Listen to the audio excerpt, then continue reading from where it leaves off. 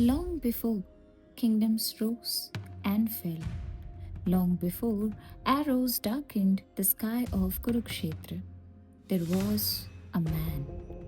Not a god, not a prince, not a chosen one, just a man, born with the light of the sun in his chest and the weight of the world on his back. His name was Karn, and this is his story.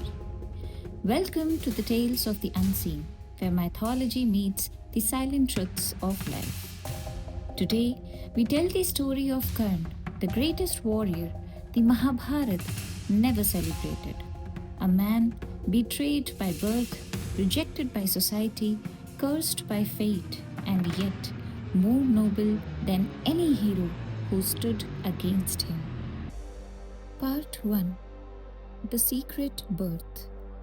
In the palace of the Kuru kingdom, there lived a young princess named Kunti. She was beautiful, wise, and curious, perhaps too curious. A great sage named Durvasa visited the palace, and Kunti served him with such devotion that he was deeply pleased. Before leaving, he granted her a boon, a divine mantra, a powerful chant that could summon any god, and from that god she would bear a son. Kunti, young and naive, wanted to test this power. She looked at the sky. She saw the blazing sun, Surya, the god of the sun, radiant, untouchable, eternal. She chanted the mantra, and Surya appeared. A child was born, radiant like the sun itself. His body gleamed with a natural golden armor, Kavach, fused to his skin. His ears adorned with divine earrings, Kundal, that shimmered like the morning light. He was protected by the very gods. But Kunti was terrified. She was unmarried, an unmarried princess with a child. This was not just scandal, this was ruin for her family, for her future, for the kingdom. With tears in her eyes and prayers on her lips, she placed the newborn in a basket. She set him gently on the waters of the river Ganga, and she let him go. The basket floated. The child drifted away from a mother who loved him but could not keep him. He was picked up by Adhirath, a kind charioteer, and his wife Radha. They had no children. They saw the glowing child and felt their hearts fill with love. They named him Vasusena.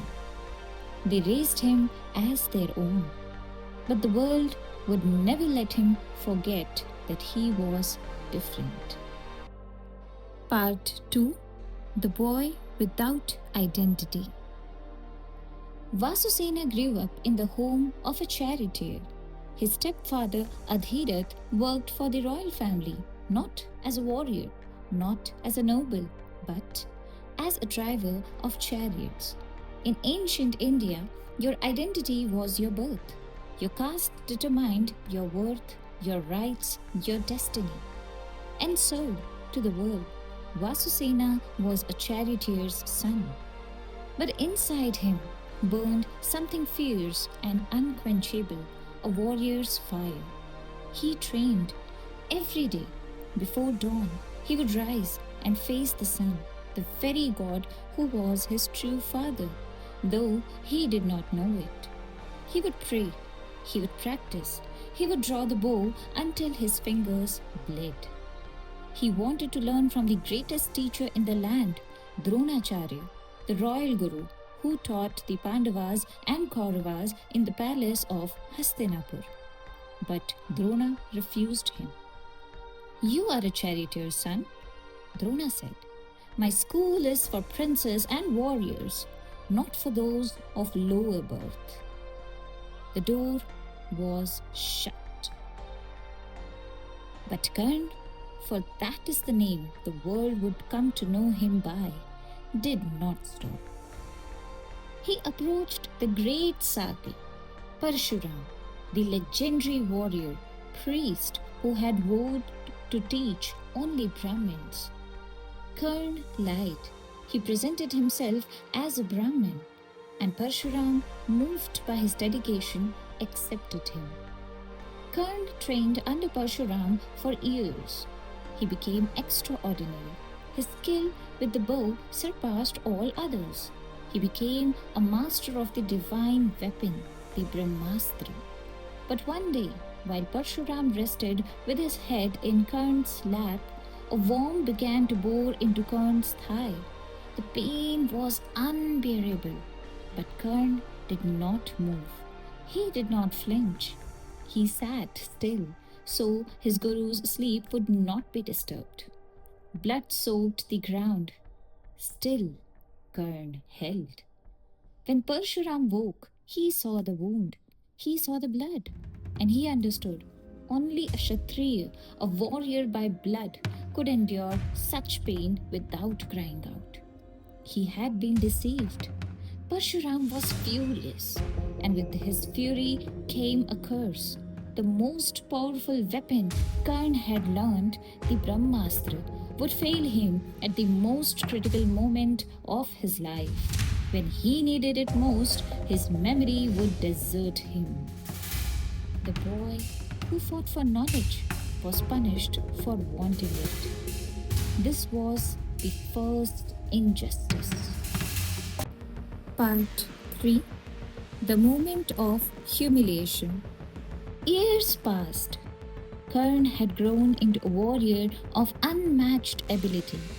Word of his skill spread quietly, but without royal patronage. He remained in the shadows. Then came the day of the grand tournament. Dronacharya organized a display of martial arts for his royal students in Hastinapur. The princes performed, the crowds cheered, and at the center of it all stood Arjun, third of the Pandava brothers, demonstrating archery of breathtaking precision. The crowd was on its feet. Arjun was being declared the greatest archer in the world. And then a figure walked onto the field. Karn. Without invitation, without permission, he walked to the center of the arena with absolute calm. And he replicated every single feat that Arjun had just performed, perfectly, flawlessly, effortlessly. The crowd fell silent. Who was this man? Karn challenged Arjun to a duel. The crowd erupted. This was unexpected. This was extraordinary. But then the rules intervened. Kripacharya, the royal priest, stepped forward. He raised his hand. Before this duel can proceed, he announced, the challenger must declare his lineage. A royal duel requires a royal bloodline. Who is your father? What kingdom do you rule? Silence. Karn stood in the middle of that arena, surrounded by thousands of people, and he had no answer that the world would accept. His father drove chariots. He ruled nothing. The crowd began to laugh. Noblemen sneered. Princes turned away. The moment that should have been his greatest triumph became his deepest humiliation. He stood there, the most skilled warrior on that field, and was told he was not worthy to compete. His stepmother, Radha, wept in the stands. His father, Adhirath, rushed forward, trembling to stand by his son. And Karn, this radiant warrior, had to watch as the crowd mocked not just him, but the man who loved him enough to call him son. It was in that moment of complete darkness that one person stepped forward. Duryodhan, the eldest son of the Kaurav princess. He walked to Karn's side. He looked at the crowd and he declared, on the spot that he was granting Karn the kingdom of Anga, making him a king, a peer among peers. Now, Duryodhan said, turning to Kripacharya, does he have enough of a lineage to fight? Karn looked at Duryodhan with eyes full of gratitude, so overwhelming it could not be spoken. From that day forward, Karn belonged to Duryodhan, not out of weakness, not out of blind loyalty, but because in a world that had only ever shut doors in his face, one man had opened one. And Karn would never forget that. Part 4: The Friendship That Changed History. The bond between Karna and Duryodhan is one of the most complex, beautiful, and ultimately tragic friendships in all of mythology. Duryodhan was not a simple villain. He was a man who felt overlooked, overshadowed by the brilliance of the Pandavas. He carried anger and ambition, but in Karna, he found something he never expected: pure loyalty, unconditional, unshakable. And Karn in Duryodhan found acceptance, the one thing the world had never given him. They were bound to each other, not by blood, but by something deeper, a shared wound. Both felt they had been denied what was rightfully theirs. Both stood on the outside of a world that judged by birth rather than merit. But here is where fate twisted the knife. Karn's mother, Kunti, knew who he was. She had carried the secret of his birth for decades. And now, as the great war of Kurukshetra approached, she came to him. She came to him in secret at dawn as he stood by the river praying to the sun. She revealed the truth. She told him, "You are my firstborn son. You are the eldest of the Pandavas. Join them. Stand with your brothers.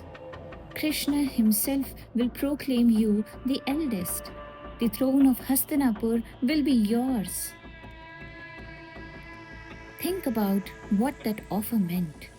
The man who had been denied identity his entire life was being offered the greatest identity possible: eldest Pandava, rightful king. And Karn refused. Not out of anger, not out of pride. He spoke with the quiet dignity of a man who had made peace with his wounds. "You come to me now?" he said. "Where were you when the world mocked me? Where were you when Drona turned me away? Where were you when I stood in that arena humiliated with nowhere to turn? Duryodhan gave me a kingdom when I had nothing. He stood beside me when everyone else walked away. I cannot abandon him now, on the eve of war for the brothers who never knew me." He made one promise to Kunti. He would not kill any Pandava except Arjun. If he died, she would still have 5 sons. If Arjun died, she would still have 5 sons. The number would not change. That promise, both merciful and heartbreaking, defined everything that followed. Part 5: The Cruel Irony of Fate. The gods themselves seemed determined to strip Karn of every advantage before the final battle. Indra, the king of the gods and the father of Arjun, came to Karn in disguise. He came as a poor Brahmin asking for alms. Karna was famous for his generosity. He never turned anyone away. Indra asked for his kavach and kundal, his divine armor and earrings, the very gifts given to him by his father, the sun god. the protection he had been born with. Karn knew. He looked at the disguised god and he knew. But he smiled and he gave them away. Because Karn's honor was more important to him than his survival. Surya himself had warned him. His true father had appeared to him in a dream and told him Indra would come in disguise. Do not give him what he asks. But Karn had replied, if I break my vow of generosity for self-preservation, then what kind of man am I? He peeled his own armor from his skin. He removed his earrings. He handed them to Indra, bleeding, smiling. Indra was so moved by this act of selfless sacrifice that he granted Karn a boon in return. One use of his most powerful weapon, the Vasavi Shakti, a divine dart that could kill anyone, even the gods. Karn had planned to use the Vasavi Shakti on Arjun, but fate had other plans. During the war, Ghatotkacha, the powerful demon son of Bhim, was wreaking havoc on the Kaurav army at night. His powers multiplied in darkness. Thousands were dying. The army was breaking. Duryodhan begged Karn to use his divine weapon, and Karn, loyal to the last, used the Vasavi Shakti on Ghatotkacha. Ghatotkacha fell. The army was saved, and Karn's one guaranteed chance to kill Arjun was gone. Then came the curse of the earth itself. A Brahmin's cow had once been accidentally killed by an arrow from young Karn during a hunt. The Brahmin, grieving and furious, had cursed him. At your most critical moment, the earth will swallow your chariot wheel. You will be left vulnerable and exposed. Curses compounded upon curses. Weapons stripped away. Armor surrendered. The chariot curse waiting. The Brahmastra forgotten. The universe had been systematically dismantling Karn piece by piece, long before the battle even began. Part 6. The Final Battle. On the 17th day of the war of Kurukshetra, Karn and Arjun finally faced each other. The sky turned copper. The earth trembled. Even the gods stopped to watch. These were the two greatest archers alive, one supported by Krishna himself as his charioteer, the other fighting alone against destiny. For a time, they were matched, arrow for arrow, weapon for weapon. Karn's brilliance was undeniable, and then the earth kept its promise. His chariot wheel sank into the ground. It was buried. Karn leapt down from his chariot to free the wheel, unarmed, unprotected, hands in the mud. He called out to Arjun. He invoked the warrior's code. I am unarmed.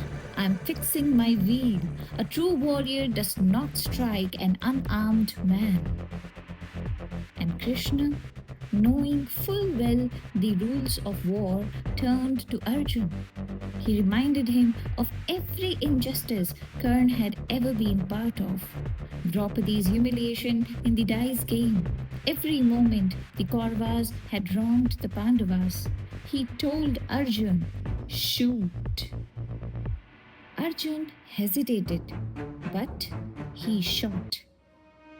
Karn fell.